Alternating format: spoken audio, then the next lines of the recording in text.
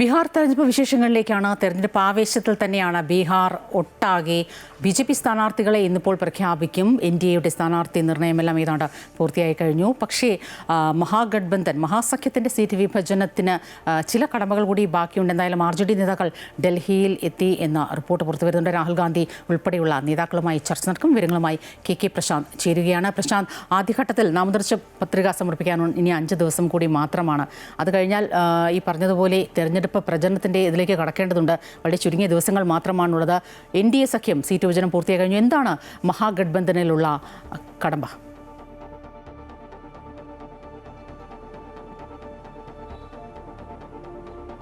സ്വപ്ന, good morning. ഒന്നാം ഘട്ടത്തിന്റെ നാമനിർദ്ദേശ പത്രിക സമർപ്പിക്കാനുള്ള അവസാന തീയതി 17-ാം തീയതിയാണ്. അതായത് ഇനി 5 ദിവസം മാത്രമാണ് ബാക്കി. വളരെ വേഗത്തിൽ ഈ നടപടിക്രമങ്ങൾ പൂർത്തിയാക്കിയെങ്കിൽ മാത്രമാണ് അടുത്ത ഘട്ടത്തിലേക്ക് പാർട്ടികൾക്ക് കടക്കാൻ കഴിയുള്ളൂ. ഏതായാലും NDAയുടെ ഭാഗത്ത് നിന്ന് കൃത്യമായ നീക്കങ്ങൾ ഉണ്ടായിരിക്കുന്നു. അവർ സീറ്റ് വിഭജനം പൂർണ്ണമായി പൂർത്തിയാക്കിയിരിക്കുന്നു. ഇന്നിപ്പോൾ BJPയുടെ സ്ഥാനാർത്ഥി പട്ടിക ഇന്നിറങ്ങും എന്നുള്ളതാണ് ഏറ്റവും പ്രധാനപ്പെട്ട കാര്യം. ഇന്നലെ കേന്ദ്ര തെരഞ്ഞെടുപ്പ് കമ്മിറ്റി യോഗം ചേർന്ന് സ്ഥാനാർത്ഥികളെ സംബന്ധിച്ച് കൃത്യമായ പരിശോധന നടത്തി അതിന് അംഗീകാരം നൽകിയിട്ടുണ്ട്. ആ പട്ടിക ഇന്ന് വൈകാതെ തന്നെ പുറത്തുവരും. അതേസമയം തന്നെ മഹാസഖ്യവുമായി ബന്ധപ്പെട്ട് ഇപ്പോഴും ആശയക്കുഴപ്പങ്ങളും ആശങ്കകളും നിലനിൽക്കുന്നുണ്ട്. പ്രത്യേകിച്ച് കോൺഗ്രസും RJDയും തമ്മിലുള്ള സീറ്റ് വിഭജനം പൂർത്തിയായിട്ടില്ല എന്നുള്ളതാണ് പ്രധാനപ്പെട്ട കാര്യം. അതുകൊണ്ട് തന്നെയാണ് തേജസ്വി യാദവും ലാലു പ്രസാദ് യാദവും ഒക്കെ തന്നെ ഇന്ന് രാഹുൽ ഗാന്ധി ഉൾപ്പെടെയുള്ള കോൺഗ്രസ് നേതാക്കളുമായി കൂടിക്കാഴ്ച നടത്തുന്നത്. കൃഷ്ണ അല്ലാവരുമാണ് ബീഹാറിലെ AICCയുടെ ചാർജുകാരൻ.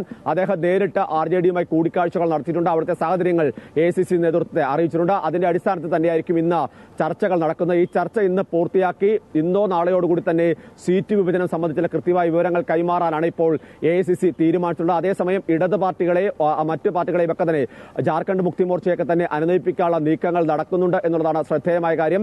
കൂടുതൽ സീറ്റ് വേണമെന്നൊരു ആവശ്യം ഇവർ മുന്നോട്ട് വെക്കുന്നുണ്ട്. അതുകൊണ്ട് അവരെ അനുനയിപ്പിച്ചുകൊണ്ട് മുന്നോട്ട് പോകുക എന്നുള്ളതാണ് ഇപ്പോൾ ഉദ്ദേശിക്കുന്നത്.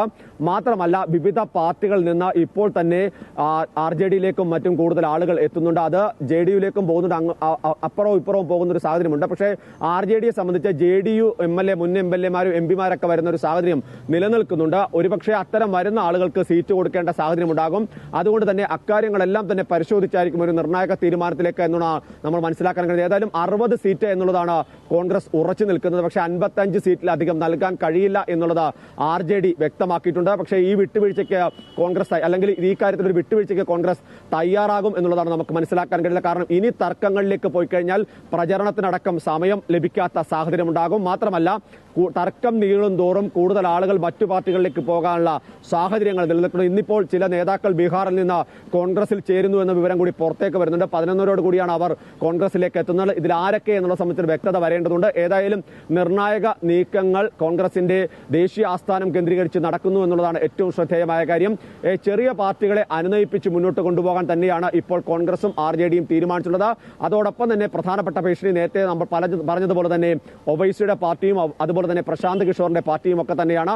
ആ മേഖലകളിൽ അവിടെ സ്വാധീനമുള്ള ആളുകളെ ഇറക്കുക എന്നുള്ളതാണ് പ്രധാനപ്പെട്ട കാര്യം.